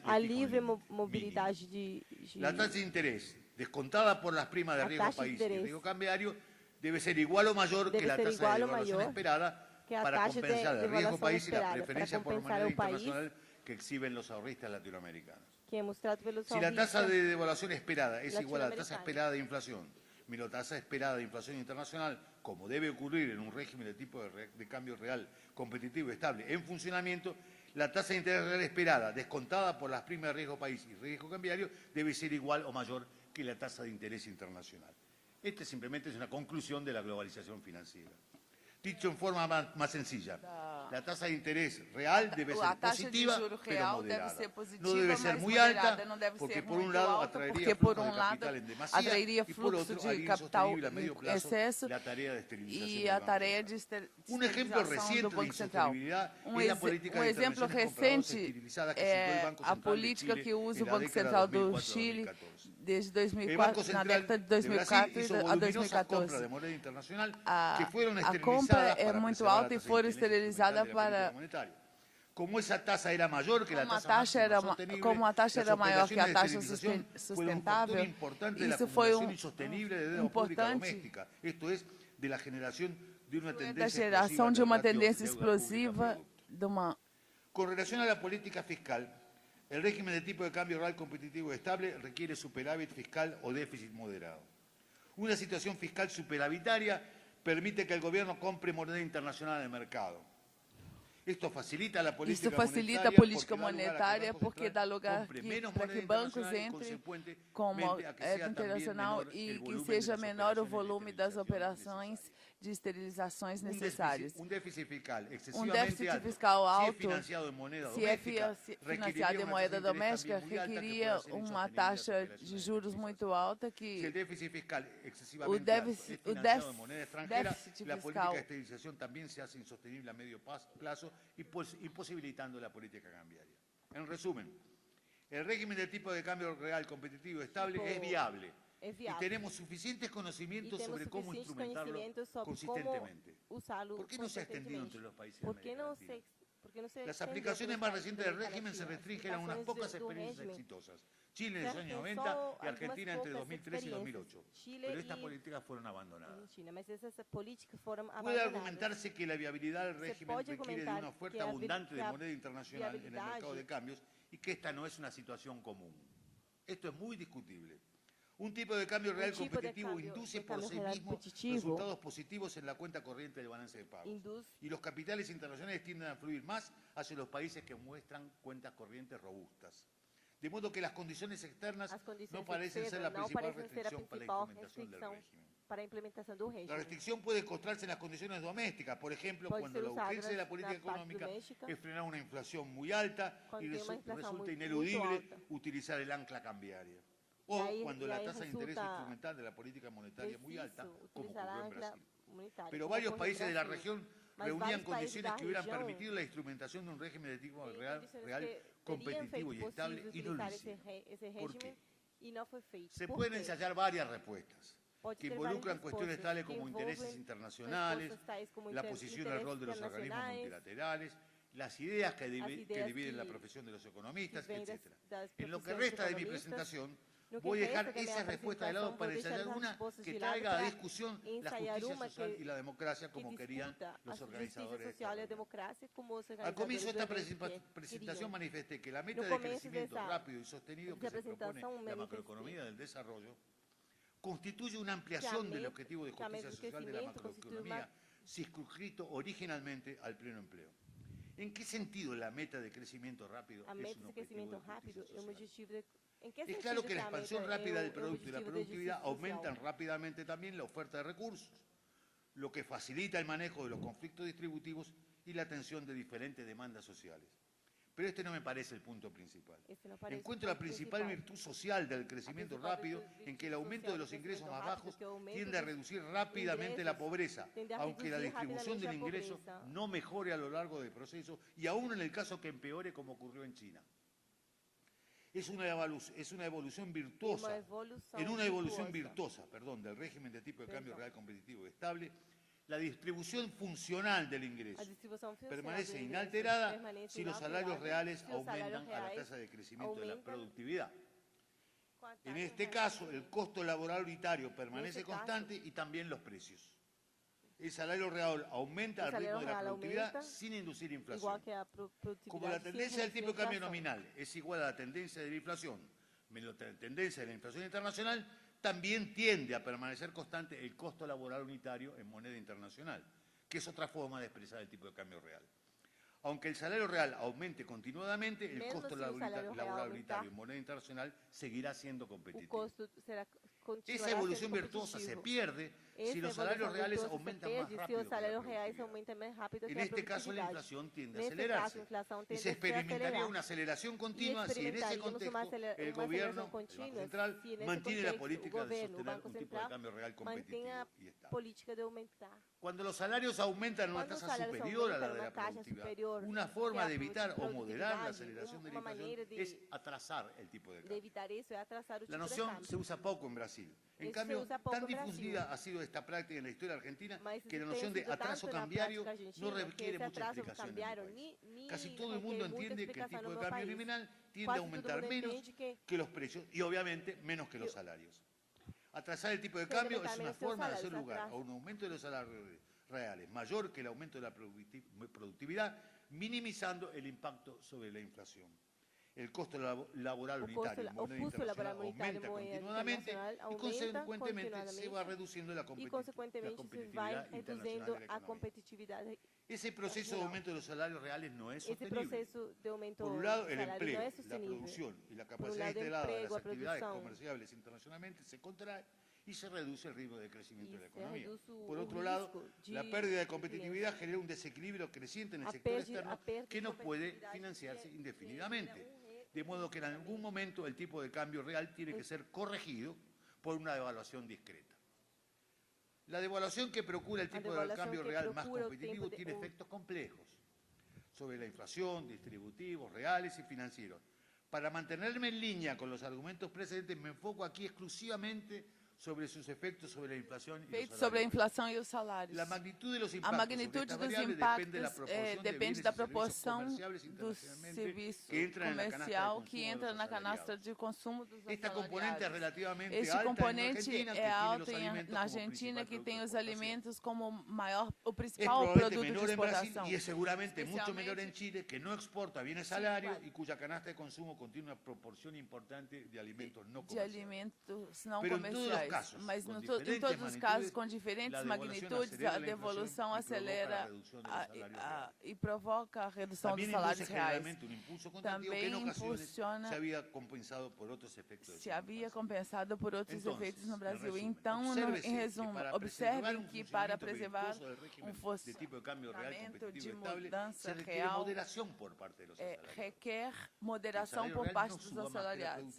E para instalá-lo, quando a economia se encontra com um tipo de mudança, porque para esto los asalariados deben aceptar para esses assalariados deve ser aceito um sacrifício transitório, mas é um sacrifício político convencido y convincente, capaz de plantear la conveniencia estratégica a estratégia de todo o regime de mudança real competitivo e estável y poder para instrumentarlo. Podemos imaginarlo. Podemos imaginar, mas isso é difícil imaginar porque isso é emergente na nossa democracia do país. Não só nos governos, mas no sistema político e seus governos. Y recibiendo votos por eso. Nos hemos enamorado de los tipos de cambio apreciados que endulzan a corto plazo a costa de un futuro peor. No fue siempre así. En el pasado nuestros países fueron capaces de concebir estrategias de desarrollo, debatirlas políticamente e instrumentarlas más o menos consistentemente. ¿Qué cambió? En primer lugar, la incorporación de nuestros países al proceso de globalización financiera desde mediados de los años 70, que dio lugar a la falsa idea de que podíamos aprovechar fructíferamente el ahorro externo. Y más recientemente, la experiencia de una década de términos de intercambio muy favorables que despertó la ilusión de que podíamos vivir de la renta de los recursos naturales. Ahora esas ilusiones se han disipado. Hay que empezar de nuevo el camino del desarrollo, explicar y explicar. Muchas gracias.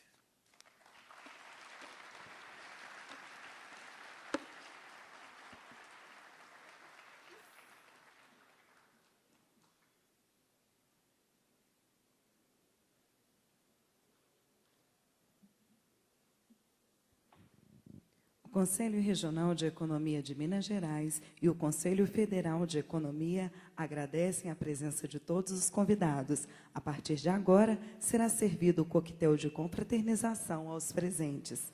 Tenham todos uma ótima noite e até amanhã.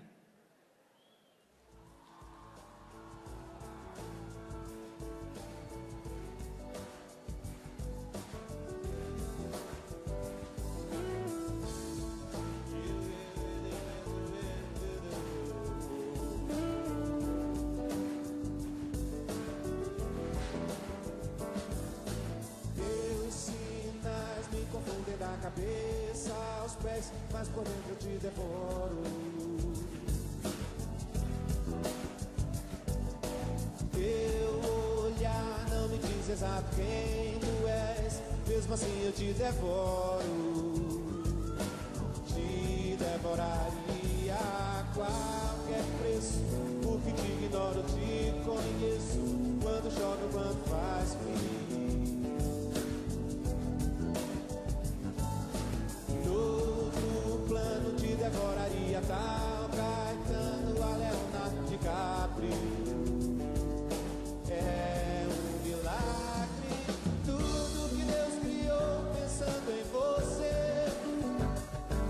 Fez a Via Láctea, fez os dinossauros, sem pensar em nada fez a minha vida e te deu, sem contar os dias que me faz morrer, sem saber de ti, jogado à solidão. Mas se quer saber se eu quero outra vida, não, não.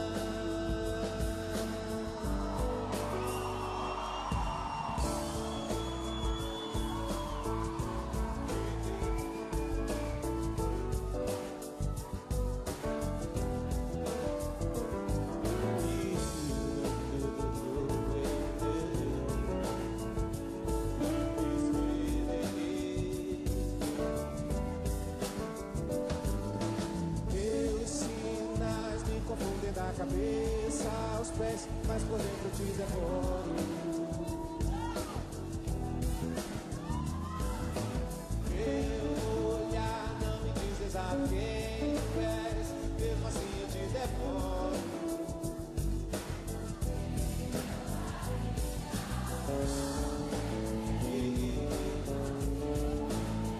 Quando chove, quando faz frio.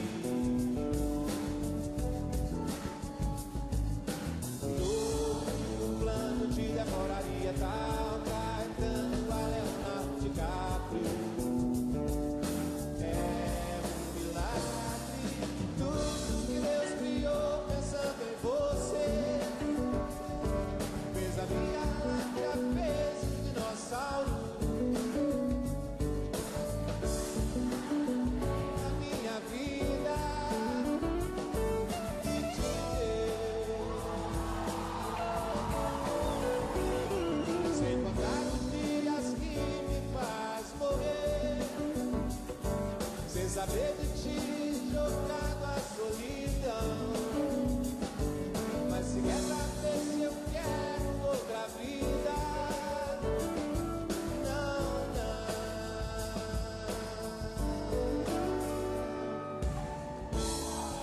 Eu quero mesmo viver pra esperar, esperar, devorar você.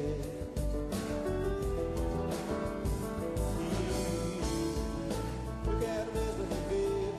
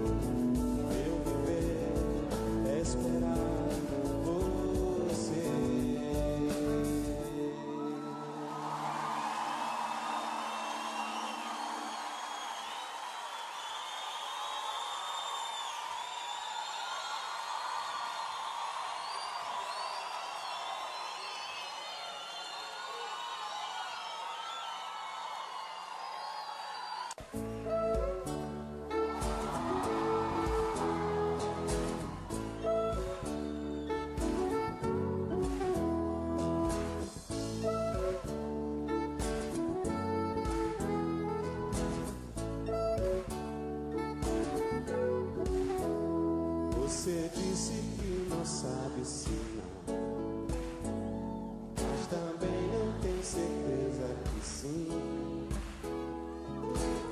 Quer saber quando é assim?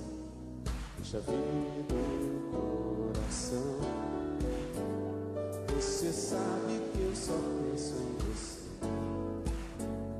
Você diz que vive pensando em mim. Pode ser, se é assim, você tem que largar a mão, não. Soltar essa louca de paixão, amar com doer pra decidir. Só dizer sim ou não, mas você adora o sim.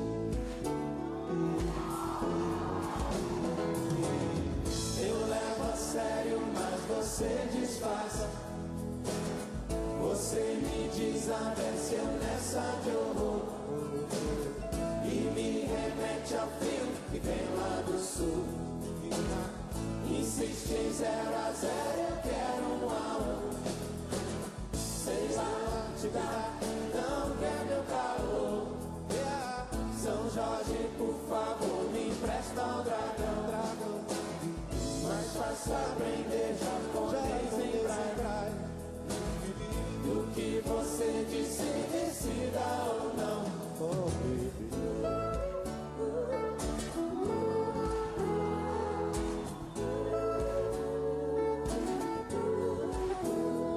Você disse que não sabe se não, mas também não tem certeza que sim. Quer saber quando é assim? Deixa vir do coração. Você sabe que eu só penso em você. Você diz que vive pensando em mim. Pode ser, se é assim, você tem que largar a mão, não. Soltar essa louca de paixão, tomar como doer pra decidir. Só dizer sim ou não, mas você